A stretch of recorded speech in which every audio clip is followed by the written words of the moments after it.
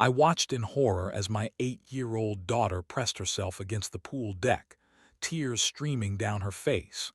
The woman standing over her was screaming at the top of her lungs, demanding that my children get out of their own pool immediately. My son, only 6 years old, was trembling in the shallow end, confused and terrified as this stranger berated them for swimming in their own backyard. But that was not the worst part. As I raced home after receiving frantic calls from my children, I learned that this woman had done something so outrageous, so completely insane, that I could barely believe it was real. She had called 911 on my children.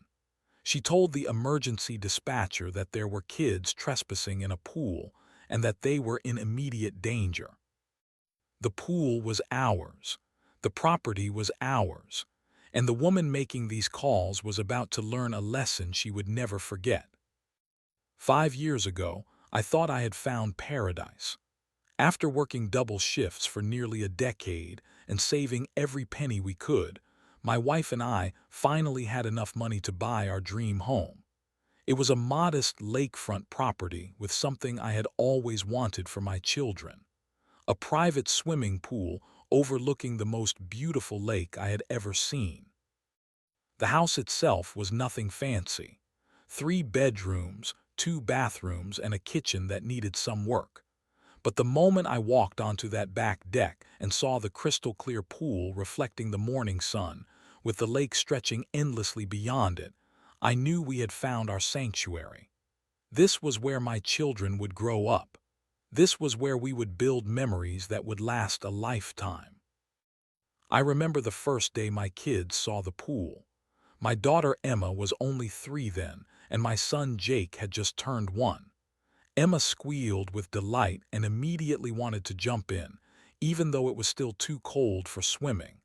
I had to explain that we needed to wait for summer, but I could see the excitement in her eyes. She was already imagining all the fun we would have. Those early years were everything I had dreamed they would be. Summer mornings began with coffee on the deck, watching the sun rise over the lake while the kids splashed and played in the pool. Emma learned to swim in those warm, clear waters. Jake took his first independent steps along the pool deck, chasing after his sister with pure joy on his face. The neighborhood seemed perfect too: quiet families, well-maintained homes, and an HOA that rarely bothered anyone. I attended exactly one HOA meeting in 5 years, and it was the most boring hour of my life. They discussed flower bed maintenance and trash pickup schedules. Nothing controversial, nothing that would affect our daily lives. Our neighbors were friendly enough. The Johnsons to our left were retired and kept to themselves. The Millers on the right had teenagers who occasionally said hello when they walked by. Behind us lived a single mother named Sarah with twin boys who sometimes waved from their yard. Everyone seemed content to live their lives without interfering with others. But I began to notice things. Small things at first. A woman I did not recognize would walk by our house slowly, peering over the fence at our pool area. She would stop and stare for uncomfortably long periods, sometimes taking photos with her phone. When I waved or tried to make eye contact, she would quickly look away and continue walking. I mentioned it to my wife one evening as we watched the kids swim. She suggested maybe the woman was just admiring the pool or considering installing one herself.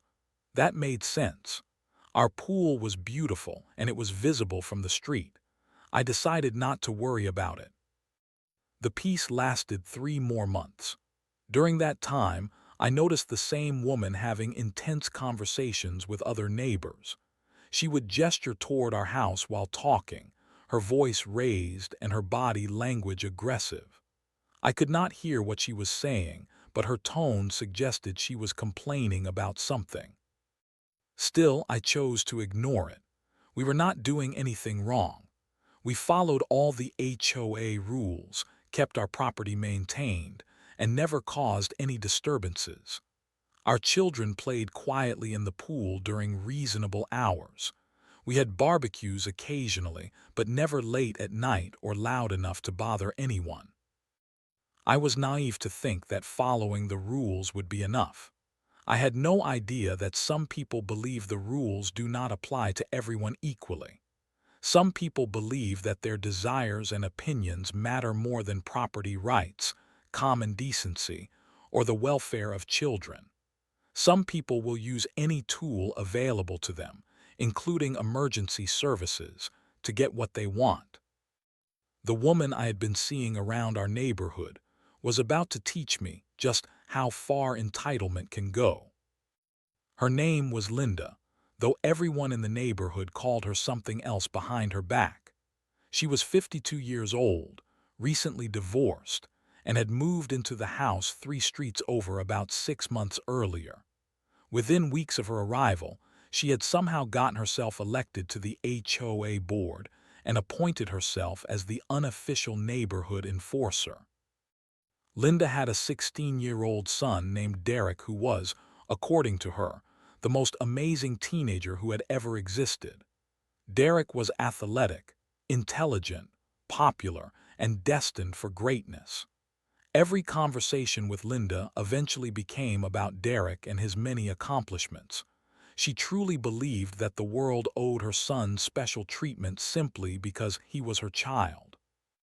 I learned all of this from my neighbor Sarah, who had already had several unpleasant encounters with Linda. Apparently, Linda had filed complaints about Sarah's trash cans being too close to the street, her lawn needing more frequent mowing, and her twin boys making too much noise while playing basketball in their own driveway. The complaints were always filed through official HOA channels, complete with photographs, detailed written reports, and demands for immediate action. Linda treated every minor neighborhood issue like a federal crime that required extensive documentation and swift punishment. But Linda's true obsession was with families who had more than she thought they deserved. She had moved from a larger house in a better neighborhood during her divorce, and the downgrade had left her bitter and resentful. She could not stand seeing other families enjoying things she felt her son should have access to. Our first direct encounter happened on a Tuesday evening in July. I was grilling dinner on the back deck while Emma and Jake played in the pool. The sun was beginning to set, casting golden light across the water, and I could hear my children's laughter mixing with the gentle sounds of the lake. Linda appeared at our back gate without warning. She did not knock or call out. She simply stood there, staring at my children with a look of intense disapproval. When I noticed her, she smiled in a way that did not reach her eyes. "Beautiful pool," she said, her voice carrying an edge I could not quite identify. "Your kids certainly spend a lot of time in there." "Thank you," I replied, staying polite but feeling immediately uncomfortable. "They love swimming. It is one of the reasons we bought this house." Linda nodded slowly, still watching Emma and Jake. "Derek loves swimming too. He is on the high school swim team, you know, state championship level, but he does not have anywhere to practice during the summer." The implication hung in the air like smoke. I could see where this conversation was heading, but I hoped I was wrong. "The community center has a pool," I offered, "and I think the high school opens theirs for summer practice." Linda's smile became more forced. "Those pools are so crowded and not very clean. Derek is used to training in pristine conditions. He has very high standards." She let her gaze wander around our pool area, taking in the clear water, the comfortable deck chairs, and the beautiful lake view. I could practically see her calculating how much time Derek could spend here if she could just find a way to make it happen. "Well," I said, trying to end the conversation politely, "I am sure Derek will find somewhere suitable to practice." Linda's expression hardened slightly. "Yes, I am sure he will. You know, I have been reading through the HOA bylaws lately. Very interesting rules about pool usage and noise ordinances. I had no idea there were so many regulations. The threat was subtle but unmistakable. She was letting me know that she had been researching ways to cause problems for my family. The woman who had been walking by our house and taking photos was not just curious about our pool. She was looking for violations, gathering evidence, and preparing for war. I think you will find that we follow all the rules, I said firmly. Linda's smile returned, but it was cold and calculating. I am sure you try to, but rules can be so complicated. Sometimes people break them without even realizing it. That is what makes neighborhood watch so important. We all need to look out for each other. She turned to leave, then paused. I will be keeping an eye on things, just to make sure everyone stays safe. That night, I could not shake the feeling that something terrible was about to happen. The first official complaint arrived in my mailbox 3 days later. It was a formal HOA violation notice, complete with photographs and a detailed written report. According to Linda, our pool created excessive noise that disturbed the peaceful enjoyment of neighboring properties. The complaint specifically mentioned children yelling and splashing between the hours of 10 a.m. and 6 p.m. I read the complaint twice, barely believing what I was seeing. The photographs showed Emma and Jake playing normally in the pool, laughing and having fun like children should. The written report described their play as disruptive screaming and aggressive splashing that creates noise pollution. But the most infuriating part was Linda's recommendation for resolution. She suggested that pool usage be limited to 2 hours per day, and that children under the age of 12 should only be allowed in the water with adult supervision at all times. She also recommended that the HOA investigate whether our pool met current safety standards and noise regulations. I called the HOA office immediately. The woman who answered sounded embarrassed when I explained why I was calling. I am so sorry, she said. We have been getting a lot of complaints from Mrs. Patterson lately about a lot of different properties. We have to process them all, but honestly, most of them seem pretty frivolous. So you are not going to enforce these restrictions? I asked. Not unless we find actual violations. Your children playing in your pool during normal daytime hours is not a violation of anything. We just have to send out the notices when complaints are filed. I felt some relief, but it was short-lived. If Linda was filing complaints that even the HOA considered frivolous, she was just getting started. This was not about noise or safety. This was about finding any excuse to interfere with my family's use of our own property. The next escalation came directly to my children.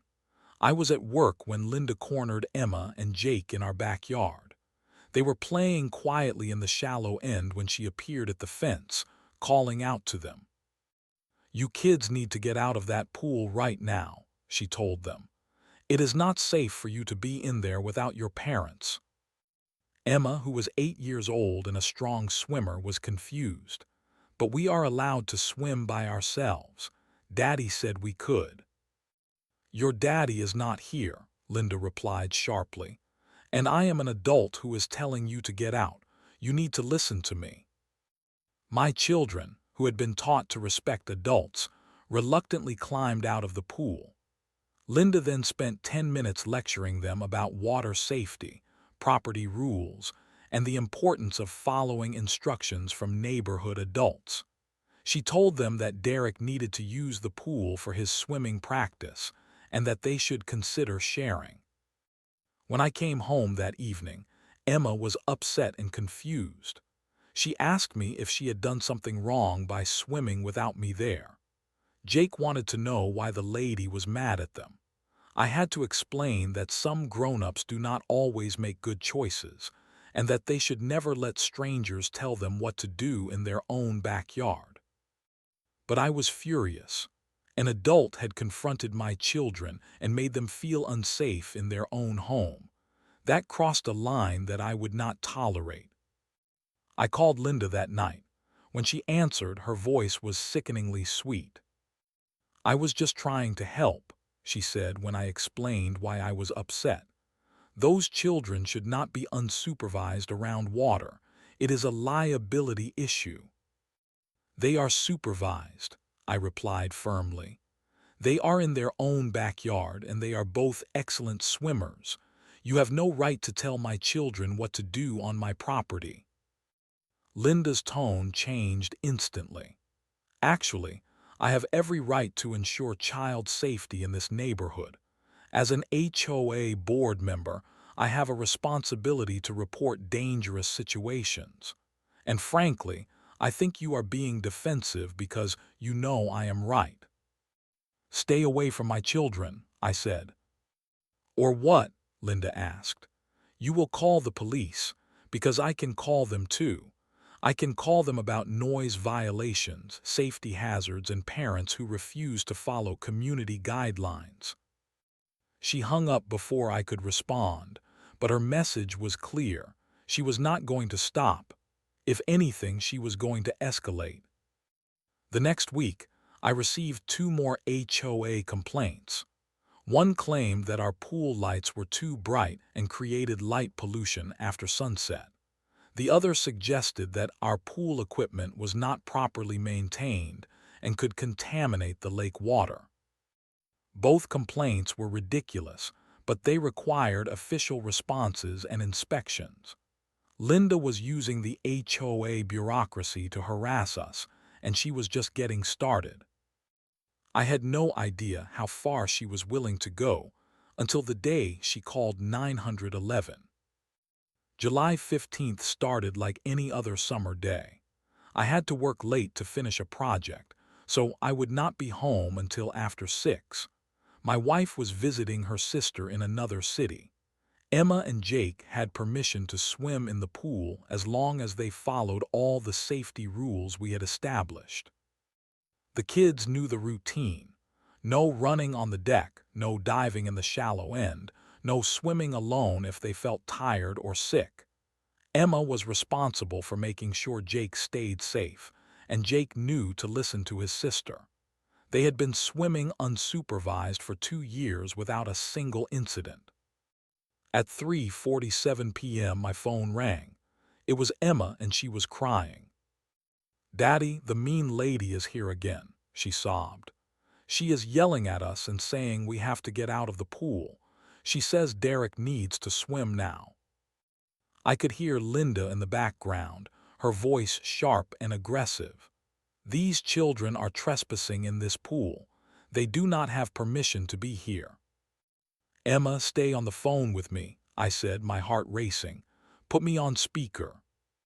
"Ma'am," I called out loudly, "this is their father. You are on my property without permission. I need you to leave immediately." Linda's voice came through clearly. "These children are unsupervised and creating a safety hazard. I am taking care of the situation." "By what authority?" I demanded. "Get off my property now." "I am an HOA board member, and I am reporting a violation," Linda replied. "Derek has been waiting to use this pool for swimming practice. These children have been in there for over an hour." I could not believe what I was hearing. She was treating my pool like a public facility that her son had the right to use. The entitlement was staggering. "Emma, take Jake inside the house right now," I instructed. "Lock the door and wait for me. I am coming home." "We do not have to go inside," Linda said loudly. "This is a community pool and Derek needs to practice. These children can share." "It is not a community pool," I shouted. "It is my private pool on my private property. You are trespassing." What happened next still makes my blood boil. Linda called 911 while standing in my backyard, with my children listening to every word. "I need police assistance," she told the dispatcher. "There are children trespassing in a private pool and they are refusing to leave. The pool is unattended and the children are in immediate danger." She gave my address and described the situation as an emergency, requiring immediate response. She told the dispatcher that she was a concerned neighbor who had discovered unsupervised children in a pool and that their parents were nowhere to be found. Every word was a lie. My children were not trespassing. They were not in danger. Their parents were not absent. Linda was manufacturing an emergency to force a confrontation. I hung up with Emma and called 911 myself. "This is regarding a call at my address about children in a pool. Those are my children in my pool on my property. The woman who called is trespassing and harassing my family." The dispatcher was professional but confused. "Sir, we have a report of unsupervised children in potential danger. Officers are responding to ensure everyone's safety." "The only danger is from the woman who is trespassing on my property and frightening my children," I said. "I am on my way home now." I drove home faster than I should have, my mind racing with fury and fear. Linda had weaponized emergency services against my family. She had terrified my children and wasted police resources to satisfy her own selfish desires. When I arrived, 2 police officers were standing in my backyard with Linda. Emma and Jake were pressed against the sliding glass door, watching through the glass with wide, frightened eyes. "Are you the homeowner?" one of the officers asked. "Yes, and those are my children," I replied, pointing to Emma and Jake. "They were swimming in our pool when this woman came onto my property and started harassing them." The officer looked at Linda, then back at me. "Ma'am, you called 911 to report trespassing children." Linda's face was flushed with indignation. "These children have been unsupervised for hours. They were creating excessive noise and refusing to share the pool with other children who need to use it." The second officer frowned. "Ma'am, this is a private pool on private property. The homeowner's children are not trespassing." "But they are unsupervised," Linda insisted. "And there are HOA regulations about pool usage that are being violated." "HOA regulations are not criminal matters," the first officer said firmly. "And parents have the right to determine appropriate supervision for their children on their own property." I could see the moment when Linda realized her plan was falling apart. The officers were not going to arrest my children or force them to share the pool. Instead, they were questioning her story and her presence on my property. "I want her off my property," I said. "She has been harassing my family for weeks, and now she has traumatized my children by calling 911 on them." The officers asked Linda to leave, which she did reluctantly, muttering about property rights and neighborhood safety.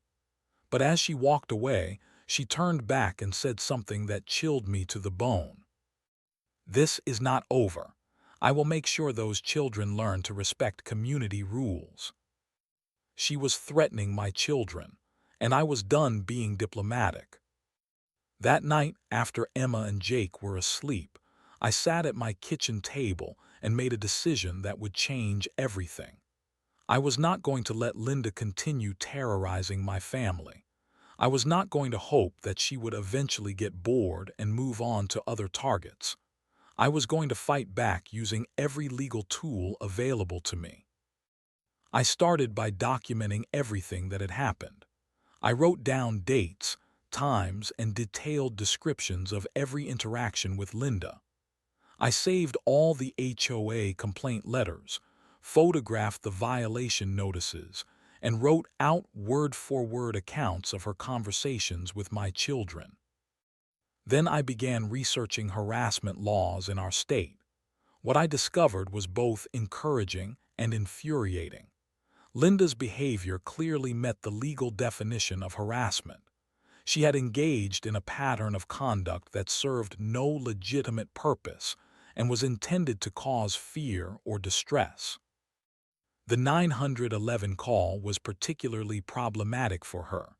Filing false reports with emergency services was a criminal offense.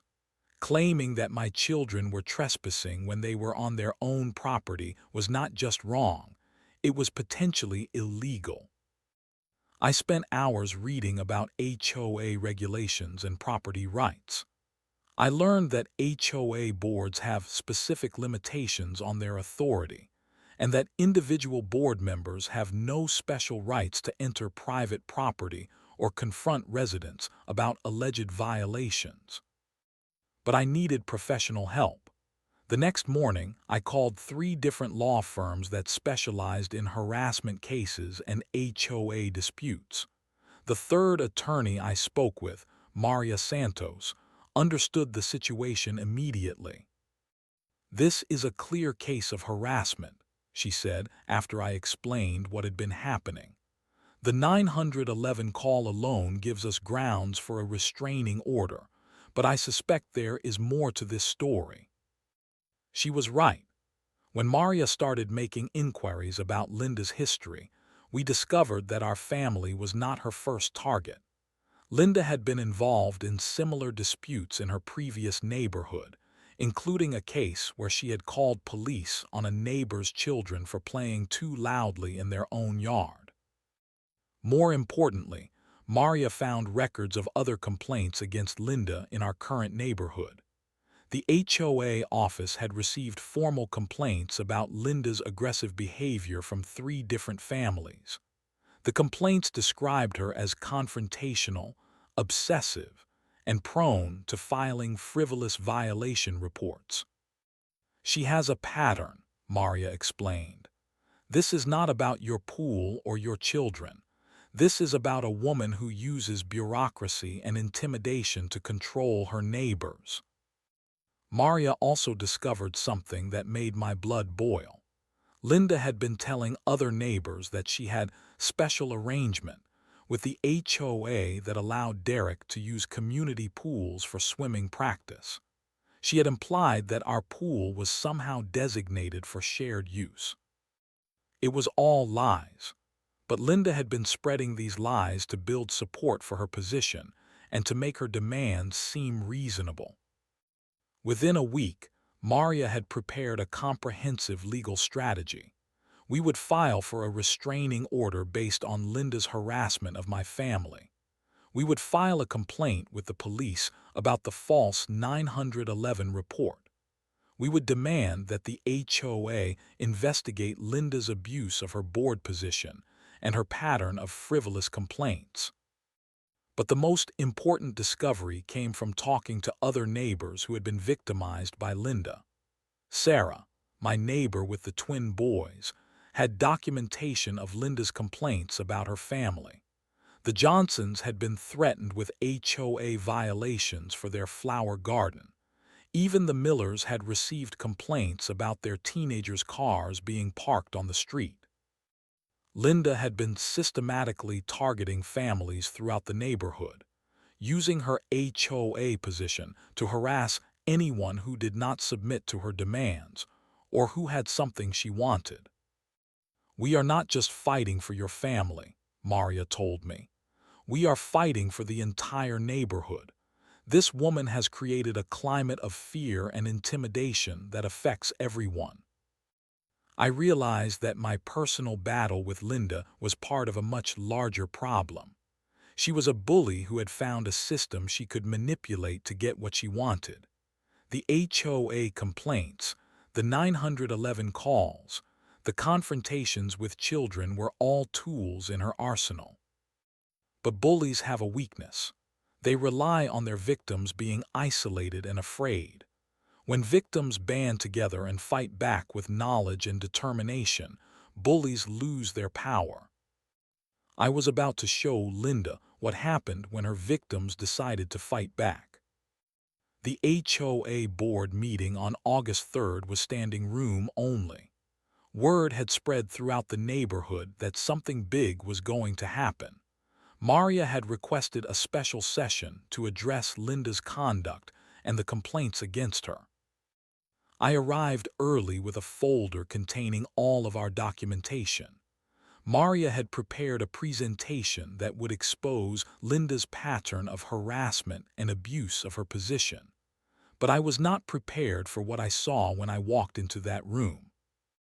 Linda was sitting in the front row with Derek beside her. She had clearly expected this to be a routine meeting where she could defend her actions and maintain her position of authority. She looked confident, almost smug, as neighbors filed into the room. But her expression changed when she saw the crowd. Sarah was there with her twin boys. The Johnsons had come with their documentation. The Millers brought their teenage daughter who had been confronted by Linda about her car. Even neighbors I had never met had come to share their stories. The HOA board president, a reasonable man named Tom Mitchell, called the meeting to order. He explained that they were there to address concerns about board member conduct and community harmony. Maria stood up and addressed the room. "Ladies and gentlemen, we are here tonight because one person has decided that her personal desires are more important than property rights, children's safety, and neighborhood peace." She began with Linda's harassment of my family, showing photographs of our pool and reading excerpts from the frivolous complaints. The room was silent as Maria described Linda's confrontations with my children and her decision to call 911 on them. "This is not about pool rules or noise ordinances," Maria continued. "This is about a woman who believes she has the right to control her neighbor's use of their own property." Linda tried to interrupt several times, but Tom told her she would have a chance to respond after the presentation. Then Maria began reading complaints from other neighbors.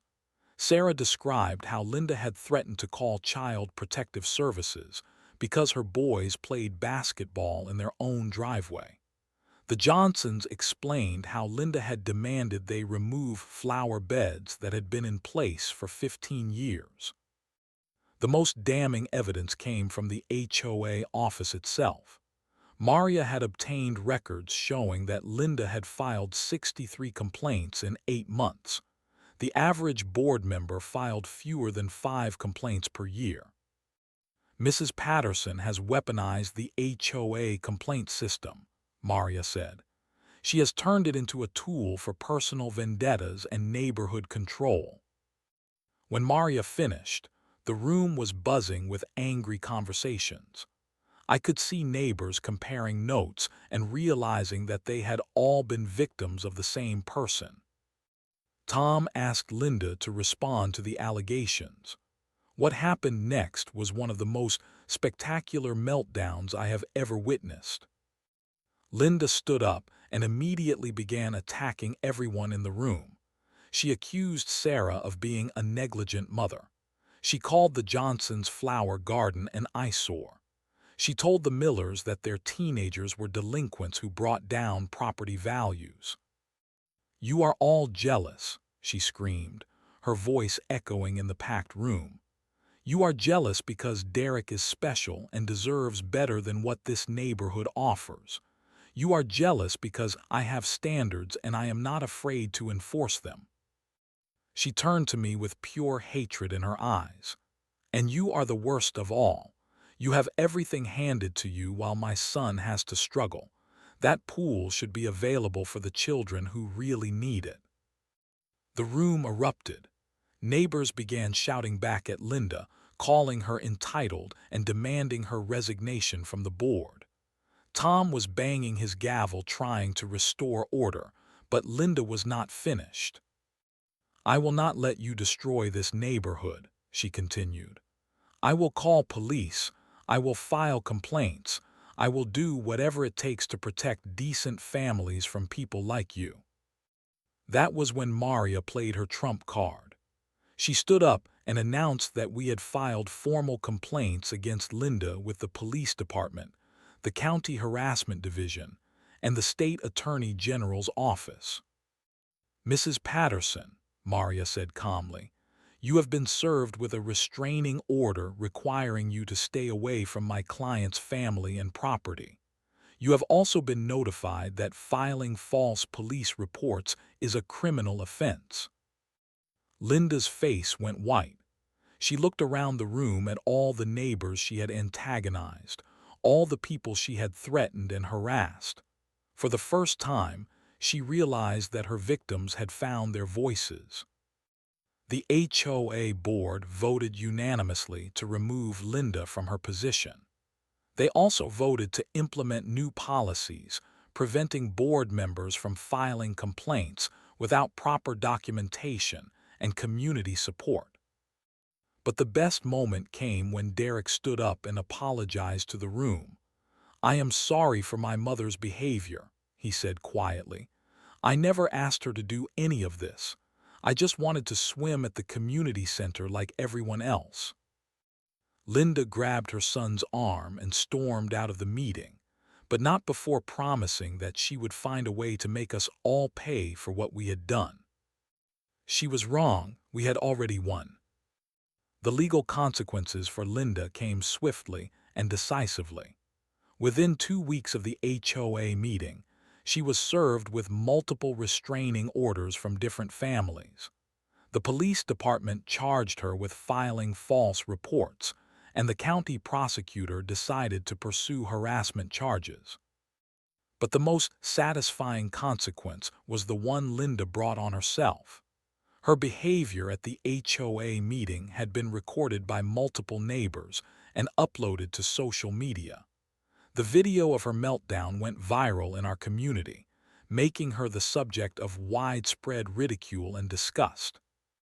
Local news stations picked up the story, describing it as an example of HOA abuse and neighborhood bullying.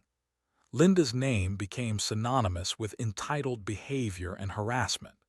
She could not go to the grocery store or gas station without being recognized as the woman who called 911 on children for swimming in their own pool.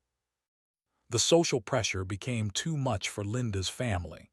Derek, who was genuinely embarrassed by his mother's actions, convinced his father to intervene. Within a month, Linda was forced to sell her house and move to another state. But our victory was about more than getting rid of one bully. The HOA implemented comprehensive reforms to prevent future abuse. Board members were now required to undergo training about property rights and appropriate complaint procedures. The complaint system was redesigned to prevent frivolous reports and harassment. Most importantly, our neighborhood became a community again. Neighbors who had been afraid to use their own yards because of Linda's threats were able to enjoy their properties in peace. Children could play outside without fear of being confronted by angry adults. My own children recovered from their trauma with the help of family counseling and the support of neighbors who had witnessed Linda's behavior. Emma and Jake learned important lessons about standing up to bullies and the importance of community support. The pool became what it was always meant to be, a place where my family could relax, have fun, and create memories together. We hosted pool parties for the neighborhood children, and Derek was always welcome to swim with us when he visited his father. But the most important lesson I learned was about the power of documentation and legal action. Linda was able to terrorize our neighborhood for months because her victims stayed silent and fought her individually. When we came together, shared our stories, and used the legal system properly, she lost all her power. I keep all the documentation from our battle with Linda in a file cabinet in my home office. Not because I expect to need it again, but because it reminds me that bullies only succeed when good people do nothing. Our lakefront home is still our sanctuary. The pool still reflects the morning sun, and my children still laugh and play in its clear waters. But now I know that paradise is not something you find. It is something you protect. And sometimes, protecting paradise means fighting back against people who believe they have the right to take it away from you. Linda learned that lesson the hard way. And I hope that other bullies who might be watching understand that some parents will go to any lengths necessary to protect their children's safety and happiness. The lake is still beautiful, the pool is still perfect, and my family is still safe. That is all that matters.